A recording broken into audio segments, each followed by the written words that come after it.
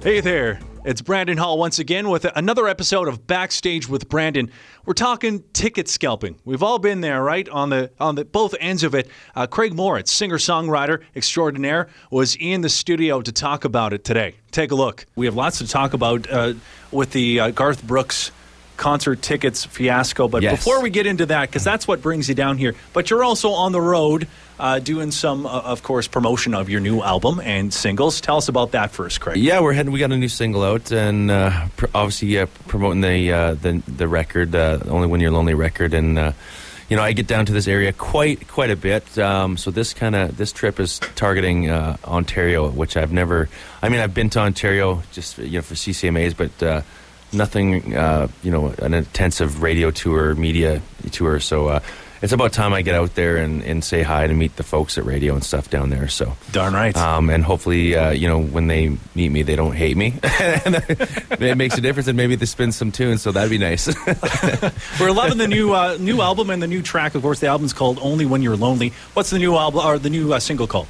Better Than That. I wrote that with fine Canadian songwriter Larry Wink Clark, who's he teamed up with a bunch of Canadians and he had hits in the U.S. and stuff like that too. So really excited about the track. We got a video that just we released it on social media a couple weeks ago, I think, or last week, and we're getting ready to deliver it to CMT. So, and thank you guys for spinning it, man. I really appreciate it. So, hey, we only play quality here. That's our motto. So cool. Keep it up. So let's set the scene up here. A lot of fans that we've been talking to, it's a mixed bag. A lot of people actually getting tickets to the show. Let's set the scene, though.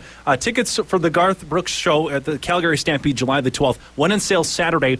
There was about 15,322 tickets available. They were snapped up in under 58 seconds. Did you try hard to get these tickets? Absolutely. My friend George and I had a plan the day before. We were going to show up at my place and get the laptops out and get the cell phones going. So we figured if we had two phones and two computers going, that we'd definitely get a couple tickets for sure. Why not? And 5 to 10, we started. We were logged on the Ticketmaster site. We started calling and redialing both phones and refreshing the browser on the computers. And it got to 10:01, and it was done. It just kept saying, please wait, and then all of a sudden, Find Tickets came up, and everything was gone. We went from 6 tickets to going down to 5 to 4, all the way down to 1, and you couldn't get anything. Wow. And we were just like, this is crazy, absolutely bizarre. And, shortly after that, we got on social media and obviously vented our frustration that we didn't get tickets, and lo and behold, we were in the same boat as many other people, so...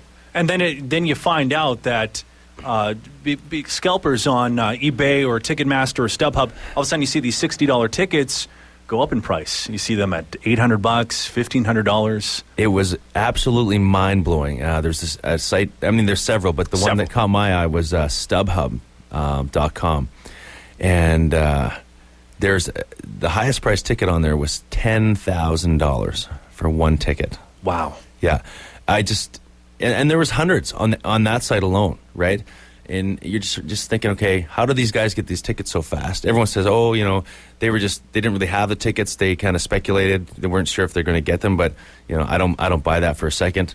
And they have the rule of 6 tickets. And why does one company get to sell 150 tickets on the site? It's just not right. So what do you think? Some things should be in order here to stop this. So what's your suggestions to stop it? Obviously avoid scalping if you can do it.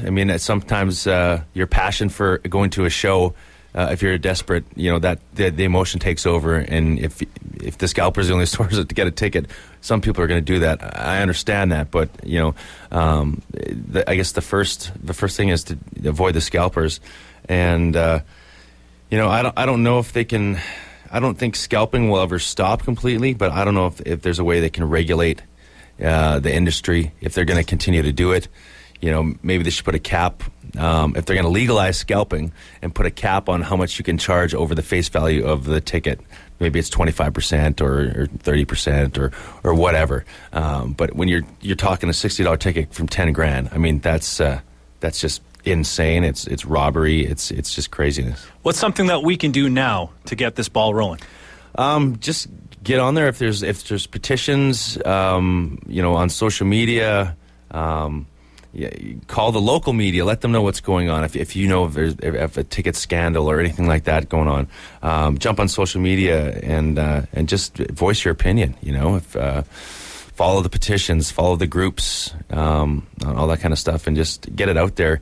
And once that happens, people start taking notice, and if you get the news involved in the media and television and print and all that stuff, and radio, something's going to be done about it. And I guess the biggest thing is just bringing the situation to light, because a lot of people are just kind of unaware. There's a video that I showed on YouTube. It's called The Great Ticket Scandal. I posted on my Facebook page, but it really sheds light as to what's going on behind the scenes. The general public has no idea what's going on with ticket scalping and how the corporations work and the deals that are made behind the scenes before we even get to see the sale of a ticket. So if you check that on YouTube, it's called The Great Ticket Scandal. And that same kind of stuff is happening here in North America as well. Well, thanks for bringing this to light, something that needed to be addressed, and we wish you all the best. Hopefully, maybe you can get a ticket from somebody. That'd be nice. Maybe a friend. We'll give you a low fee. Desperate cry for a couple tickets. That's good. So when will you be swinging around? Maybe we can see you. Actually, I think we're playing the Pump the 24th, 25th, and 26th of May. Very nice. Here. So we're looking forward to that. And we're doing a festival, I think, up north, Country in the Creek, by Ness Creek in northern Saskatchewan there. So very good. And we're not doing Craven this year, which is unfortunate, but maybe next year. So. All right. Well, good. Well, hopefully we'll see you around. Thanks again. We appreciate you dropping by. Craig Moritz. And we're going to play a song from him, actually, the title of his new album, Only When You're Lonely, on Country 100. You only love me when you're lonely. Now when you're